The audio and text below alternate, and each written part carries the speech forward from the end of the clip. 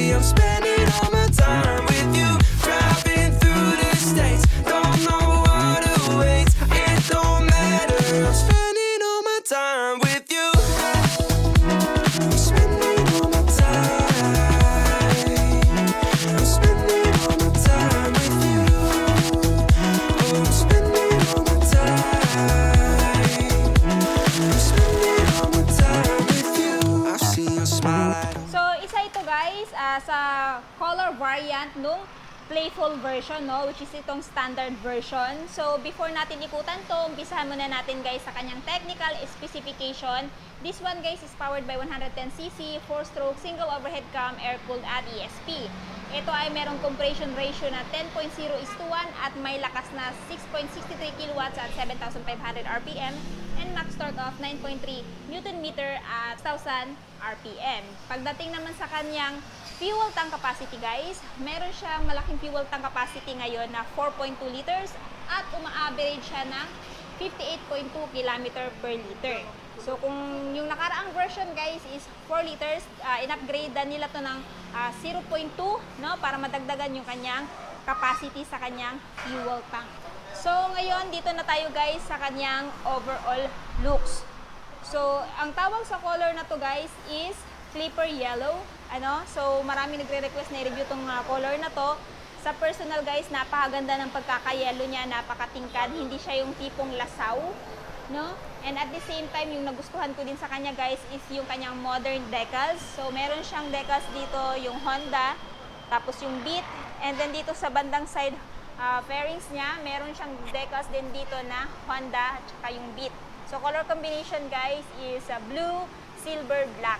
Ayan. Tapos dito, ganun din. So talagang napakaganda ng decals niya na bagay sa kanyang paint job. Dating naman guys sa kanyang front look, dito sa looks niya sa harapan kakaiba na kumpara dun sa nakaraang version kasi before medyo ma-edgy yun, ano. Ito, combination ng curve at saka sharp design. So para sa akin, napakagandang upgrade nito at saka napakabago sa mata. And at the same time, pagdating sa ilaw niya sa harapan, naka-LED na. Before kasi naka-bulb type pa rin. Yung kanyang turn signal is naka-bulb type pa rin, pero kahit ganun pa man, napakaliwanag pa rin naman ang buga. Pagdating dito, yung fairings niya dito guys ay naka-matte, while dito sa headbanda is naka-glossy black, no?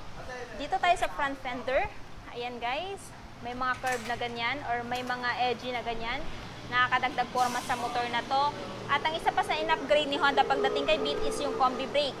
So meaning, pag in-engage nyo yung left lever, 70% ay mag-engage sa rear wheel at ang 30% sa front wheel. Napakagandang features nun. Nang sa ganun, pag nasa high speed ka, tapos biglang mag-sudden brake ka kasi may tumawid, hindi madaling maglalak yung wheel mo.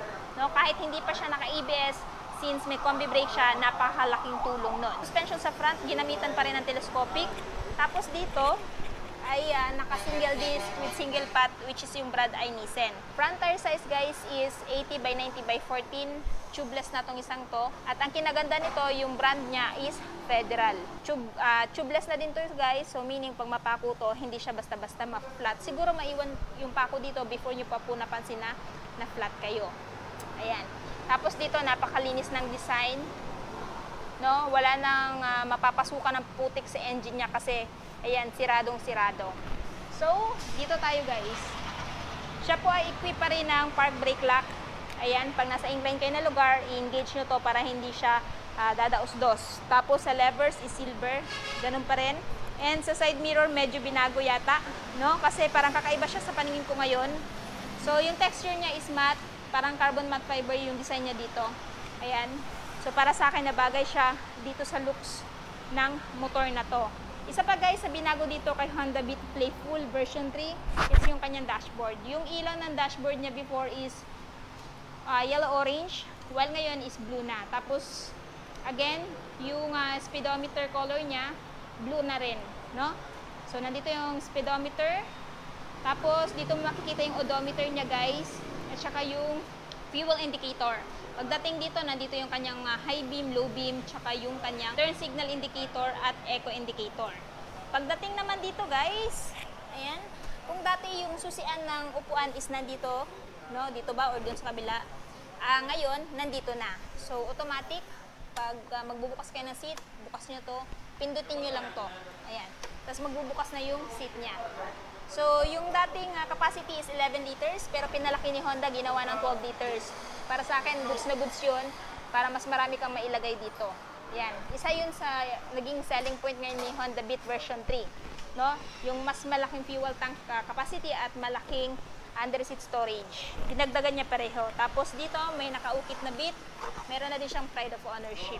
Tapos kung bibilhin nyo pala to guys, may free na ayan, tools. Tsaka yung ayan, manual ni Honda Beat. Pagdating sa footboard, ginaya kay Honda Click 160. So kung mapapansin nyo guys, mas pinalapad yung footboard ni Honda Beat ngayon kumpara dati. No? Para sa akin, napakaganda nito. Lalong-lalo na kung mahilig ka sa negosyo, tapos dyan mo ilalagay yung mga pinamili mo. Yan. Advantage to para sa'yo guys kasi malaki na yung footboard at meron na din siyang hook dito. Isa pa guys sa binago or dinagdag na feature dito kay Honda Beat version 3, meron na siyang built-in charging port na yung kung dating Honda Beat is wala. Ayan o, power outlet. 12 watts max. So yung gawin nyo lang, bili kayo ng USB adapter para isaksak dito. Tapos pwede nyo ilagay yung phone nyo dito kasi medyo malalim na.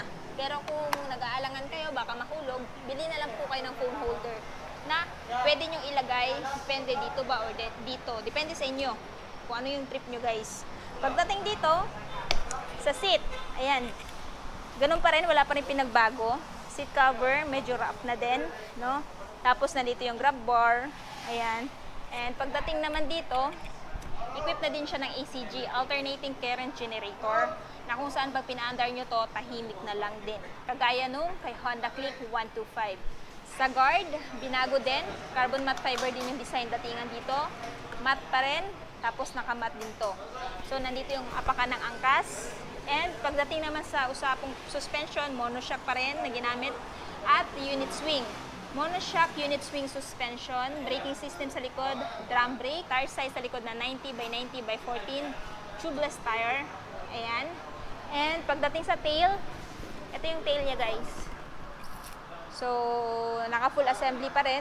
So, meaning pag sasampay yung angkas mo dito, hindi ka na problema na baka may masabit siya sa paa niya. Kasi nasa isang lalagyan yung kanyang turn signal at saka brake light. May ilaw siya ng plaka dito. Tapos, naka-reflector for added visibility during your night ride. Ayan. Dito naman, ayan guys, yung kanyang suspension at siya po ay ESP or Enhanced Smart Power. Tapos, isa pa guys, hindi pa rin tinanggal yung kickstart niya. Napakagandang hindi tinanggal to. Pag na-discarga yung baterya nyo, may pag-asa pang umandar kasi meron pa siyang kickstart. Dito naman, yan, apakan ng angkas. At isa pa guys, meron na din siyang side stand switch. So, sa mga nagtatanong kung magkano ba itong si Honda Beat Clipper Yellow Playful, ito po ngayon guys ay merong updated price na 75,000 kung bibili nyo ng cash. Tapos kung gusto nyo ng hulugan, ang down payment is 3,700 at saka yung monthly niya sa 3 years na 3,763. At syempre, merong rebates na 500. Ito guys ay available lamang dito sa Honda Motorjoy Panabo City Branch. Nasa linya lang po siya ng Rivera Hospital, no?